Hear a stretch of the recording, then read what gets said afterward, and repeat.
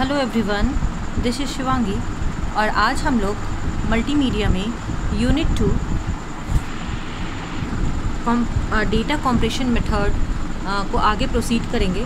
तो previous class में हम लोगों ने जितने भी लॉसलेस डेटा कंप्रेशन था मेथड उनको हम लोगों ने पढ़ लिया। आज के क्लास में हम लोग लॉसी मेथड को स्टार्ट करेंगे। तो लॉसी मेथड जहाँ की हम लोग जानते हैं कि यहाँ पे इंफॉर्मेशन का लॉस्ट होता है, मतलब डेटा का लॉस्ट होता है। और यह कहाँ पे यूज़ होता है? जितने भी इमेजेस होते हैं, वीडियोस, ऑडियोज़, ये सारे जगह पे हम लोग लॉसी मेथड यूज़ करते हैं। तो लॉसलेस को हम लोगों ने पढ़ लिया। लॉसलेस इनकोडिंग के मतलब हम लोग किस तरह रन लेंथ में यूज़ करते हैं, हफमैन यूज़ करते हैं, लैम्पल जिप, सारे के प्रॉब्लम्स क्या हैं, सारे क्या क्या ड्रॉबैक्स फेस करते हैं, इनको हम लोगों ने पढ़ा। तो आज हम लोग देखेंगे लॉसी मेथड में JPEG कंप्रेशन मेथड के बारे में। तो ये क्या होता है, किस तरह हम लोग अपने इमेज से, रियल इमेज से हम लोग कंप्रेस्ड इमेज हम लोगों को मिलता है, ये हम लोग देखते हैं। ठीक है, तो देखते हैं। JPEG is an image compression standard which was developed by joint photographic expert group. तो JPEG का फुल फॉर्म क्या है, हम लोगों को ये ध्यान में रखना है। JPEG is Joint Photographic Expert Group. It was accepted as an international standard. ये क्या है? इंटरनेशनल स्टैंडर्ड है। 1992 में इसका मतलब आविष्कार हुआ था JPEG का। तो इसका फुल फॉर्म क्या है? Joint photographic expert group. और ये एक इमेज के लिए एक इंटरनेशनल स्टैंडर्ड है। ठीक है। JPEG is an lossy image compression method. JPEG compression uses the DCT method for coding transformation. इसको हम लोग ध्यान में रखेंगे। DCT मेथड हम लोगों को ऑलवेज ध्यान में रखना है। JPEG में एक DCT मेथड यूज़ होता है जिसको बोलते हैं डिस्क्रीट कोसाइन ट्रांसफॉर्म। ये आपके ऑब्जेक्टिव में पूछ सकता है कि DCT मेथड हम लोग कौन से कंप्रेशन में यूज़ करते हैं। तो हम लोग JPEG में डिस्क्रीट कोसाइन ट्रांसफॉर्म को यूज़ करते हैं जिसको बोलते हैं हम लोग DCT। यही टॉपिक आप लोग कंप्यूटर ग्राफिक्स में भी पढ़ोगे। तो ध्यान रखना कि डेटा कंप्रेशन मेथड आपके मल्टीमीडिया पार्ट में भी है और कंप्यूटर ग्राफिक्स पार्ट में भी है। तो DCT आप कंप्यूटर ग्राफिक्स में एक्सप्लेन में पढ़ोगे किसके मेथड हम लोग किस तरह बनाते हैं। क्लियर? तो सबसे पहले जॉइंट JPEG क्या है? एक जॉइंट फोटोग्राफिक एक्सपर्ट ग्रुप है जो कि मेरे इमेज के लिए एक इंटरनेशनल स्टैंडर्ड माना जाता है। और ये लॉसी इमेज कंप्रेशन मेथड है और ये DCT मेथड यूज़ करता है कोडिंग के लिए। ठीक है, DCT method is discrete cosine transform. अब इसके हम लोग देखते हैं कि कौन कौन सा स्टेप ये फॉलो करता है। ठीक है, सबसे फर्स्ट देखिए कलर ट्रांसफॉर्म, मतलब जो हमारा ओरिजिनल कलर होता है, जैसे कि जो भी हम लोगों का इमेज होता है वो हम लोगों को आँखों को सूटेबल लगे, इसके लिए हम लोग ज़्यादा पिक्सल की इमेज रखते हैं। जो हम लोगों के आँखों को सूटेबल ना हो, जो ह्यूमन आई अच्छे से रीड ना कर पाए, जो आँखों को इरिटेट करे, वो कलर्स क्या होते हैं, जो RGB कलर होते हैं वो हम लोगों के आँखों के लिए सूटेबल होता है, मतलब ज़्यादा पिक्सल के होते हैं। जब भी कभी हम लोगों को RGB कलर से कम करना होता है तो हम लोग क्या करते हैं, उसके पिक्सल्स को घटाते हैं। तो सबसे पहले क्या है, कलर ट्रांसफॉर्म, मतलब RGB कलर को हम लोग कैसे चेंज करेंगे ये देखना है। फिर उसके बाद सैम्पलिंग करेंगे, मतलब सारे इमेज को हम लोग 8x8 मैट्रिक्स में डिवाइड करेंगे। जैसे सैम्पलिंग आप लोगों ने उसमें भी पढ़ा है, डिसेन में भी पढ़ा है कि सैम्पलिंग किसको कहते हैं। तो हम लोग अपने इमेज को 8x8 मैट्रिक्स में तोड़ देंगे। ठीक है, उसके बाद देखिए फॉरवर्ड DCT, यहाँ पे डिस्क्रीट कोसाइन ट्रांसफॉर्म यूज़ हो रहा है। तो DCT यहाँ पे एक फार्मूला है वो यूज़ करेंगे। फिर क्वांटाइजेशन यूज़ करेंगे। फिर उसके बाद इनकोडिंग करेंगे। देखिए यहाँ पे जो ये पार्ट देख रहे हैं इनकोडिंग, देखिए फर्स्ट हाफ मेरा यहाँ से यहाँ तक है, फर्स्ट हाफ। वेट करिए, यहाँ से यहाँ तक आपका एक फर्स्ट पार्ट है। उसके बाद देखिए जिस तरह आपने इमेज को मतलब इस प्रोसेस में किया है, फिर आप क्या करेंगे, इसी प्रोसेस को बैक करके हम लोग अपना इमेज लेंगे। फिर क्या करेंगे, देखिए जैसे ही मेरे पास कॉम्प्रेस्ड इमेज मिल गया, उस डेटा मिल गया, अब क्या करेंगे, उसको डिकोड करना शुरू करेंगे। जिस तरह देखिए यहाँ पे इनकोड किए हैं, अब उसको डिकोड करना शुरू करेंगे। डिकोड करने के बाद क्वांटाइजेशन पार्ट हुआ है, अब इसके इन्वर्स में करेंगे डीक्वांटाइजेशन। फिर देखिए फॉरवर्ड DCT यूज़ किया हम लोगों ने, फिर यहाँ इन्वर्स DCT यूज़ करेंगे। ठीक है। डाउन सैम्पलिंग किया, इसमें अप सैम्पलिंग करेंगे, फिर कलर ट्रांसफर, फिर हम लोग कलर ट्रांसफॉर्म कर देंगे। तो जिस तरह हम लोगों ने यहाँ पे टॉप टू डाउन किया है, अब यहाँ पे डाउन टू अप जाएंगे, ठीक है। आफ्टर कॉम्प्रेस डेटा, मतलब one part this and second part यहाँ से यहाँ तक आपका क्या है, सेकेंड पार्ट है। क्लियर। इसको हम लोग देखेंगे किस तरह हम लोग इसका एल्गोरिदम यूज़ किए हैं और JPEG का हम लोगों को डेटा को कॉम्प्रेस करते हैं। क्लियर। तो देखते हैं सबसे फर्स्ट में क्या होता है। देखिए प्रोसेस ऑफ JPEG कॉम्प्रेशन, क्या क्या प्रोसेस यूज़ करता है। देखिए firstly we convert the RGB colour format, RGB क्या है मेरा, red green blue, RGB colour format to YCBCR format. देखिए YCBCR फॉर्मेट क्या होता है, ये देखिए YCBCR फॉर्मेट। देखिए some colours are more sensitive to human eye, क्या होते हैं, कुछ कलर ऐसे होते हैं जो ह्यूमन आई के लिए बहुत सूटेबल होता है, सेंसिटिव होते हैं। एंड दस आर हाई फ्रिक्वेंसी कलर, जो RGB है इसकी फ्रिक्वेंसी क्या है, बहुत हाई है और हमारे आइज़ के लिए बहुत सूटेबल होता है, बहुत सेंसिटिव होता है। Some colours of chromium compounds like CB and C are less sensitive and to human eyes and this can be ignored. अब क्या होता है कि जो हमारी आंखों को सूटेबल नहीं होता है वैसे कलर को हम लोग क्या करते हैं, उसको इग्नोर कर देते हैं, ठीक है। तो जो जिसकी फ्रीक्वेंसी लेस होती है उसको क्या करते हैं, वैसे कलर को हम लोग इग्नोर करते हैं। और जिसकी फ्रीक्वेंसी हाई होती है, जैसे RGB हम लोग ने फिजिक्स में भी पढ़ा है, रेड ग्रीन ब्लू, ये सब की क्या है, फ्रीक्वेंसी मेरी हाई है, तो वैसे हम लोगों के आइज़ के लिए ये सूटेबल होता है। हम लोग उसको हाई फ्रिक्वेंसी होता है, उसको हम लोग देखने के लिए मजबूर होते हैं, हम लोग उसको देखते हैं। और कुछ कलर ऐसे होते हैं जिसकी फ्रिक्वेंसी लेस होती है, जैसे क्या है, क्रोमियम कंपाउंड के जितने भी कलर्स होते हैं, जैसे CBCR are less sensitive to human eye, और हम लोग उसको इग्नोर कर देते हैं। Then we reduce the size of pixel. अब हम लोग क्या करते हैं, डाउन सैम्पलिंग में क्या करते हैं, देखिए डाउन सैम्पलिंग में क्या करते हैं, पिक्सल के साइज़ को रिड्यूस करते हैं, कम करते हैं। We divide our images into 8 pixel. अब कोई इमेज है, जैसे सपोज़ करिए ये मेरा एक इमेज है A, इसको हम लोग क्या करते हैं 8x8 मैट्रिक्स में तोड़ देते हैं, मतलब इसको 1 2 3 4 5 6 7 8 1 2 3 4 इसको 8x8 मैट्रिक्स में इसको तोड़ देते हैं। मतलब ये जो मेरा एक इमेज था वो क्या हो गया, छोटे छोटे यूनिट्स में डिवाइड हो गया, और ये जो मेरा ये टूटा है इसके हर एक यूनिट को क्या बोलते हैं, हम लोग पिक्सल बोलते हैं, ठीक है। तो हम अपने इमेज को 8x8 पिक्सल में तोड़ देंगे, तो ये जो एक यूनिट है, सिंगल यूनिट, उसको हम लोग क्या बोलते हैं, पिक्सल, ठीक है, ध्यान रखेंगे। एंड परफॉर्म, और हर एक यूनिट पे क्या परफॉर्म करते हैं, forward DCT, direct cosine transformation, ठीक है। Then we perform quantization using quantum table and we compress our data using various encoding method like run length encoding and Huffman encoding. अब देखिए क्या हो रहा है कि यहाँ पे हम लोगों ने क्या किया, सबसे पहले अपने इमेज को, सपोज़ मेरा एक इमेज है A, ये मैंने एक इमेज बताया, इस इमेज को सबसे पहले कलर ट्रांसफॉर्म करेंगे, मतलब जो रेड ग्रीन ब्लू है इसको हम लोग किसमें तोड़ देंगे, YCRCB में तोड़ देंगे। क्लियर, YCRCB में तोड़ देंगे। क्यों, क्योंकि इसकी जो फ्रीक्वेंसी है कम होती है और इसको हम लोग इग्नोर करते हैं। जैसे ही हम अपने आइज़, इसकी फ्रीक्वेंसी कम होगी तो क्या होगे, उसके जो साइज़ हैं वो थोड़े से, मतलब ऑब्वियस है ना कि थोड़े से घटने लगेंगे। अब देखिए डाउन सैम्पलिंग में क्या करते हैं हम लोग, अपने इमेज को हम लोग 8x8 मैट्रिक्स या फिर 8x8 पिक्सल में तोड़ देते हैं, मतलब इसको 1 2 3 4 5 6 7 8, इधर से 8x8 मैट्रिक्स में इसको तोड़ देते हैं, और एक यूनिट को हम लोग क्या बोलते हैं, पिक्सल। फिर क्या करते हैं, इसको तोड़ने के बाद हम लोग इसको DCT परफॉर्म करते हैं, डायरेक्ट कोसाइन ट्रांसफॉर्म परफॉर्म करते हैं। हर एक यूनिट पे हम लोग DCT परफॉर्म करते हैं, मतलब हम लोगों का जो एक मैट्रिक्स है ये पूरा एक बड़ा सा मैट्रिक्स क्रिएट हो जाएगा, ठीक है। अब क्या करेंगे, हम लोग क्वांटाइजेशन करेंगे, मतलब हर एक इमेज पे हम लोग क्वांटाइजेशन परफॉर्म करेंगे, ठीक है। क्वांटाइजेशन करने के बाद हम लोग क्या कर रहे हैं, जो हमारा इमेज है, सबसे पहले हम लोगों का क्या मकसद होता है, इसको ध्यान से सुनिएगा।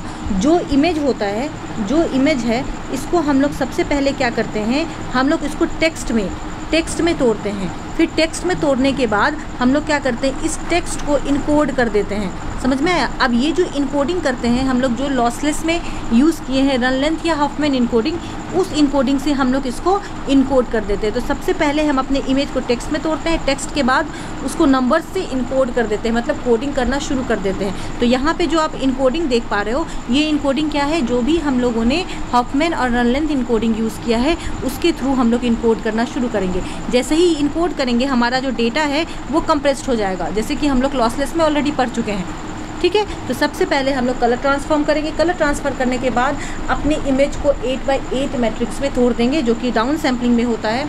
उसके बाद उस पे फॉरवर्ड DCT यूज़ करेंगे, फिर क्वांटाइजेशन यूज़ करेंगे। क्वांटाइजेशन यूज़ करने के बाद हम लोग इनकोडिंग करना शुरू कर देंगे, ठीक है, ओके। अब इनकोडिंग करने के बाद हमारा डेटा क्या है, कॉम्प्रेस्ड हो जाएगा। जैसे ही डेटा कॉम्प्रेस्ड हो जाएगा उसको हम लोग फिर से डिकोड करेंगे, डिक्वांटाइज करेंगे, फिर उसको इन्वर्स DCT यूज़ करके अप सैम्पलिंग करके। क्यों ऐसा कर रहे हैं, देखिए ये हम लोग रिवर्स में क्यों जा रहे हैं, जो इनकोडिंग किए हैं वो क्या है, मेरा टेक्स्ट में है, तो वापस से इसको क्या करेंगे, नंबर्स में इनकोड किए हैं ना। जो भी हम लोगों का आया है एग्जैक्ट आंसर, ये जो कॉम्प्रेस्ड डेटा करने के बाद क्या आया है, वो मेरा बिट में आया है, जो कि नंबर्स में आया है। फिर नंबर को हम लोग क्या करेंगे, वापस से टेक्स्ट में चेंज करेंगे, टेक्स्ट से वापस से इमेज में चेंज करेंगे, क्योंकि हम लोगों को जो कॉम्प्रेस्ड इमेज है वो इमेज का आउटपुट भी तो एक इमेज ही चाहिए ना। जो इनपुट सपोज मेरा ए है तो इसका आउटपुट भी तो हम लोगों को एक ए ही चाहिए, इमेज ही चाहिए। लेकिन क्या है, इसकी जो पिक्सल होगी उससे कम होगी कॉम्प्रेस्ड की। तो इसलिए हम लोग जो फर्स्ट राउंड में क्रिएट करते हैं, कॉम्प्रेस्ड डेटा करते हैं, फिर हम लोग बैक टू जाते हैं, क्योंकि सबसे पहले हम लोग अपने इमेज को टेक्स्ट में चेंज करते हैं। टेक्स्ट में चेंज करने के बाद उसको फिर नंबर में चेंज करके उसको इनकोड करते हैं। इनकोड करने के बाद अपने डेटा को कॉम्प्रेस्ड कर लेते हैं। कॉम्प्रेस्ड करने के बाद जो आउटपुट आता है फिर से इसको इन्वर्स हम लोगों को इमेज में लाना होता है। तो इनपुट जो है मेरा, जो हम लोग ले रहे हैं, अब जो इनपुट लेंगे वो क्या है, एक डेटा को लेंगे। डेटा को फिर से वापस से हम लोग डिकोड कर लेंगे। डिकोड करने के बाद डिक्वांटाइजेशन के बाद कलर ट्रांसफॉर्म ओके। तो हम लोगों का जो भी होगा आउटपुट जो होगा सेकेंड फेज़ में, वो फिर से एक इमेज ही होगा, ठीक है। जो ओरिजिनल इमेज होगा उसी को हम लोग कॉम्प्रेस्ड करके एक इमेज में चेंज करेंगे। देखिए आखिरकार हम लोगों को, आप लोग देखिए, फिर से आप देख पा रहे हो, फिर से कलर ट्रांसफॉर्म करने की ज़रूरत पड़ गई है। मतलब जो यहाँ पे हम लोग ने RGB को YCR और CB में तोड़ा था, उसको हम लोगों को वापस से, ऑब्वियस है कि जो कंप्रेस्ड इमेज आएगा, सपोज़ कि यहाँ पे मेरा ओरिजिनल इमेज ये अच्छा सा ए है, मतलब इसकी पिक्सल अच्छी है, इसकी क्वालिटी भी अच्छी है। सपोज़ ये मेरा इमेज है 10 MB का, ठीक है, इमेज है मेरा 10 MB का, आप जो भी MB। आप कंप्रेस्ड करने के बाद मुझे यही इमेज को वापस से, सपोज़ करिए आपको 500 KB में लेके आना है, तो KB में जो आप लेके भी आओगे तो आपका जो आउटपुट आएगा वो तो एक इमेज ही आएगा, कोई टेक्स्ट या कोई नंबर नहीं आएंगे। समझ पा रहे हो? तो ऐसे इमेज आएंगे कि जो हम उनको देखें भी, हम उनको इग्नोर ना करें। समझ रहे हैं? जो रेड ग्रीन ब्लू अगर हम लोग के आइज़ को सूटेबल करता है तो कॉम्प्रेस्ड इमेज भी हमारा रेड ग्रीन ब्लू ही आना चाहिए। हाँ, उसकी पिक्सल्स कम होंगी, कुछ उसकी क्वालिटी पे असर पड़ेगा, लेकिन जो मेरा आउटपुट आएगा वो भी एक इमेज ही आएगा। तो यहाँ पे वापस से ये मेथड करने के लिए हम लोग क्यों कर रहे हैं, क्योंकि हमारा इतना पार्ट में जो मेरा इमेज है वो टेक्स्ट से नंबर में चेंज होकर उसको कोड किए हैं। तो कोड करने के बाद उसको डिकोड करना भी ज़रूरत है, क्योंकि हम लोगों को वापस से जो आउटपुट चाहिए वो क्या है, एक इमेज ही चाहिए। इसलिए इतना सारा चीज़ फिर से परफॉर्म किया गया है। और आउटपुट में देखिए फिर से एक लास्ट स्टेज है आपका कलर ट्रांसफॉर्म। इसका मतलब फिर से जो ये YCR CB है उसको फिर से चेंज किस में करेंगे, हम लोग RGB में करेंगे, कि हमारी आँखों को वो उसको में हम लोग देख पाएँ, हम उसको इग्नोर ना करें, वो आउटपुट को हम लोग देख पाएँ, क्योंकि हमको वो ज़रूरत है, इसलिए हम लोगों ने कॉम्प्रेस्ड किया है। क्लियर है, समझ पा रहे? अब देखिए सेकेंड क्या है, in the second stage we decompress our data, it involves decoding where we decode our data and we again dequantize our data by referring the quantization table, then we perform inverse DCT and upsampling to convert its original pixel, and finally color transformation takes place to convert the image into its original color format। ठीक है, तो ये part हम लोगों ने समझा, ये process of JPEG है। अब देखिए सबसे पहले एल्गोरिदम में क्या है, स्प्लिट क्या करते हैं हम लोग। देखिए स्प्लिटिंग का मतलब जो मेरा इमेज है उसको हम लोगों ने क्या किया, 8x8 मैट्रिक्स में तोड़ दिया। इसको आप लोग अच्छे से देखिए, 1 2 3 4 5 6 7 8, इधर से भी 1 2 3 4 5 6 7 8, ठीक है। 8x8 it forms 64 blocks in which each block is referred to as 1 pixel। अब देखिए ये जो मेरा एक पिक्सल है, ये टोटल कितना ब्लॉक है, 64 ब्लॉक है। तो ये जो मेरा एक ब्लॉक है वो 1 पिक्सल के इक्वल है, ध्यान देना है। तो यहाँ पे टोटल कितने पिक्सल हो गए? 64 पिक्सल। क्लियर? इसको ध्यान रखना है। तो first part is splitting part, हम अपने इमेज को क्या करते हैं? स्प्लिट करते हैं। ठीक है। सेकेंड पार्ट देखिए क्या है, सेकेंड पार्ट क्या है? Colour space transform. In this phase we convert RGB to YCBCR model. अब YCBCR मॉडल क्या है? देखिए here Y is for brightness, Y क्या है? Brightness, CB is colour blueness and CR stand for colour redness. इसको हम लोग अच्छे से देखेंगे क्योंकि हो सकता है आप लोग को ऑब्जेक्टिव में पूछे what do you mean by CB? CB refers to what? तो CB is colour blueness, CR stand for colour redness. ठीक है। We transform it into chromium color as these are less sensitive to human eye and thus can be removed। इसकी frequency कम होती है और हम लोगों को आइज़ में उतना लगता नहीं है, इसलिए ऐसे कलर को हम लोग इग्नोर करते हैं, रिमूव कर देते हैं, उस पर ध्यान नहीं देते हैं। ठीक है। तो second is colour space transform. First one is splitting, second one is colour space transform. अब देखिए थर्ड, आप क्या है? थर्ड क्या था? DCT परफॉर्म करते हैं। We apply direct cosine transform on each block, मतलब हर एक ब्लॉक पे, हर एक पिक्सल पे हम लोग यहाँ फॉर्मूला यूज़ करेंगे। ठीक है। The discrete cosine transform represent an image as a sum of sinusoidal of various magnitude and frequency. ठीक है। अब हम लोग क्या करेंगे कि एक जो हम लोगों का ये मैट्रिक्स बना है 8x8, हर एक मैट्रिक्स पे DCT परफॉर्म करेंगे, हर एक मतलब ब्लॉक के ऊपर। उस ब्लॉक का DCT परफॉर्म करने के बाद एक मैट्रिक्स बनेगा, उसको हम लोग रिप्रेजेंट करेंगे। समझे कि यहाँ पे अगर हम DCT परफॉर्म कर रहे हैं, इसका जो आउटपुट आएगा उसको इस ब्लॉक के ऊपर करेंगे, फिर इसका जो आउटपुट आएगा इसको, तो वो इस तरह क्या होगा? 8x8 एक मैट्रिक्स बन जाएगा। ठीक है। फिर हम लोग क्वांटाइजेशन करेंगे। देखिए क्या करते हैं? In this quantization process we quantize our data using quantization table. अपने डेटा को हम लोग क्वांटाइज करेंगे। ठीक है। किसके थ्रू? क्वांटाइजेशन टेबल की हेल्प से। ठीक है। सीरियलाइजेशन में देखिए, in serialization we perform zigzag scanning pattern to exploit redundancy. आप देखिए क्या हो रहा है कि हम लोग जो इनकोडिंग परफॉर्म करेंगे, इनकोडिंग अभी तक हम लोगों ने देखा कि हम लोग का जो भी डेटा होता है किस तरह लिखते हैं हम लोग, 1 2 1 1 1 1 2 2 2, ऐसे चीज़ों पे हम लोग क्या करते हैं, जो मेरा हॉरिजॉन्टल वे में लिखा होता है वैसे चीज़ों पे हम लोग इनकोडिंग परफॉर्म करते हैं, चाहे वो रन लेंथ हो या हफमैन हो। तो हम लोगों का तो अभी क्या है, डेटा 8x8 मैट्रिक्स में है, इसको हम लोगों को एक सिंगल फेज में लेके आना होगा, जिसको हम लोग हॉरिजॉन्टल प्लेन पे उसको ले डाउन कर पाएँ। तो हम लोग क्या करेंगे, देखिए सीरियलाइजेशन प्रोसेस यहाँ पे यूज़ होता है, जिसमें क्या होता है, जिग जैग मैनर यूज़ होता है। जिग जैग मैनर मतलब देखिए ये मेरा 8x8 मैट्रिक्स था, इसको हम लोग जिग जैग मैनर में कैसे तोड़ेंगे, देखिएगा। यहाँ से एक उठाएंगे, फिर सेकेंड बार में यहाँ जाएंगे, फिर यहाँ जाएंगे, फिर यहाँ जाएंगे, यहाँ जाएंगे। देखिए जिस तरह जिगजैग मैनर में हम लोग हर एक ब्लॉक को ले रहे हैं, उसी तरह उस ब्लॉक को हम लोग एक सिंगल ब्लॉक में यहाँ उतारते जाएंगे। फर्स्ट फेज़ ये हुआ तो हम लोग यहाँ लिख देंगे, सेकेंड फेज़ ये हुआ इसको हम लोग यहाँ लिख देंगे, फिर थर्ड फेज़ ये हुआ इसको यहाँ।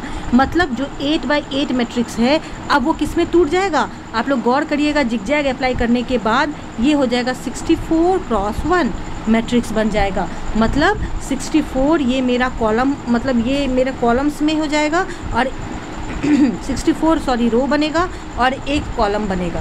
समझ रहे हैं, मतलब जो जिगजैग सीरियलाइजेशन स्कैन करने के बाद जिगजैग में मैं अपने डेटा को तोड़ूंगी। मतलब अगर मैंने ऐसा लिया एक जिग, तो इसको हम लोग ने यहाँ लिखना है। फिर सेकेंड टाइम क्या करेंगे, ये ऐसा टूटेगा तो हम लोग इस पार्ट को यहाँ लेंगे, फिर इस पार्ट को यहाँ लेंगे, थर्ड पार्ट। तो जो 8x8 मैट्रिक्स है उसको हम लोग 64x1 मैट्रिक्स में तोड़ देंगे।